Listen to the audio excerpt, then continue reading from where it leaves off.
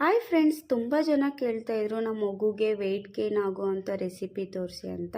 So ಅದಕ್ಕೇ ಇವತ್ತು ನಾನು ಈ ರೆಸಿಪಿ ತೋರಿಸ್ತಾ ಇದ್ದೀನಿ. ಏನು ತಿಂದರೂ ನಮ್ಮ ಮಗು ದಪ್ಪನೇ ಆಗಲ್ಲ ಅನ್ನೋರು ಈ ರೆಸಿಪಿನ ಟ್ರೈ ಮಾಡಿ.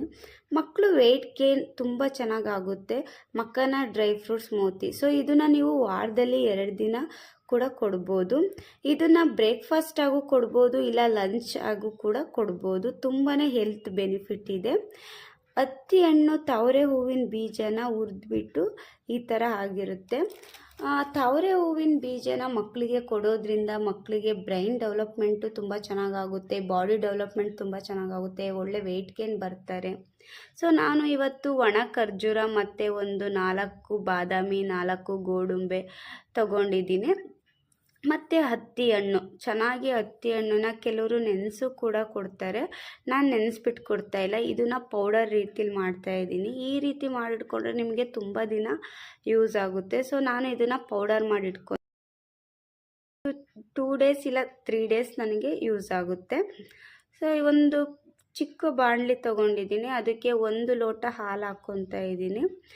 ನೀವು ಎಷ್ಟು ನಿಮ್ಮ ಮಗು ತಿನ್ನುತ್ತೆ ನೋಡಿಬಿಟ್ಟು ಹಾಕಿ. ಹಾಗೆ ಅರ್ಧ ಸ್ಪೂನ್ ಆರ್ಗಾನಿಕ್ ಬೆಲ್ಲ ಹಾಕ್ತಾಯಿದ್ದೀನಿ.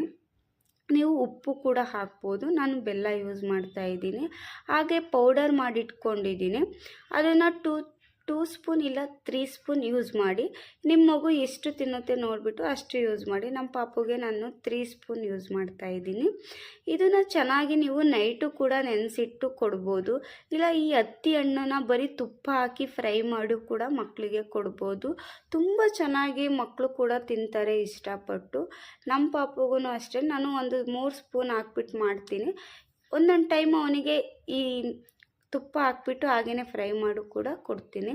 ಇವತ್ತು ನಾನು ಇದಕ್ಕೆ ತುಪ್ಪ ಆ್ಯಡ್ ಮಾಡಿಲ್ಲ, ಹಾಗೆಯೇ ಬರೀ ಮಿಲ್ಕು ಮತ್ತು ಪೌಡರ್ ಆ್ಯಡ್ ಮಾಡಿಬಿಟ್ಟು ಕೊಡ್ತಾಯಿದ್ದೀನಿ. ಆರ್ಗಾನಿಕ್ ಬೆಲ್ಲನೇ ಯೂಸ್ ಮಾಡಿ ಮಕ್ಕಳಿಗೆ. ಸೊ ಇದನ್ನು ಚೆನ್ನಾಗಿ ಲೋ ಫ್ಲೇಮಲ್ಲಿ ಇಟ್ಕೊಂಡು ಚೆನ್ನಾಗಿ ಈ ಥರ ಸ್ಪೂನಲ್ಲಿ ಸ್ಮ್ಯಾಶ್ ಮಾಡ್ತಾ ಇರಬೇಕು, ಇಲ್ಲಾಂದರೆ ಗಂಟು ಬರೋ ಚಾನ್ಸಸ್ ಇರುತ್ತೆ. ಹಾಗಾಗಿ ಈ ರೀತಿ ಚೆನ್ನಾಗಿ ಸ್ಮ್ಯಾಶ್ ಮಾಡಿ ನೋಡಿ ಫ್ರೆಂಡ್ಸ್. ಇಷ್ಟೇ ಸಿಂಪಲ್ಲಾಗಿ ಮನೇಲಿ ಮಕ್ಕಳಿಗೆ ಒಳ್ಳೆ ವೆಯ್ಟ್ ಗೇನ್ ಬರೋಕ್ಕೆ ಈ ರೆಸಿಪಿನ ಟ್ರೈ ಮಾಡಿ. ಯಾರಿಗೆಲ್ಲ ಇಷ್ಟ ಆಯಿತು ದಯವಿಟ್ಟು ಒಂದು ಲೈಕ್ ಮಾಡಿ.